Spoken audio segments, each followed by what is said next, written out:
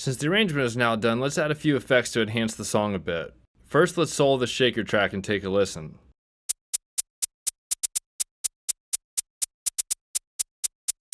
Adding some reverb might help it blend a bit more into the beat. Not much, just enough to bring the shakers alive. We will be doing this by turning up our send A, which remember defaults to our reverb. Notice as we turn it up, we start to hear more reverb.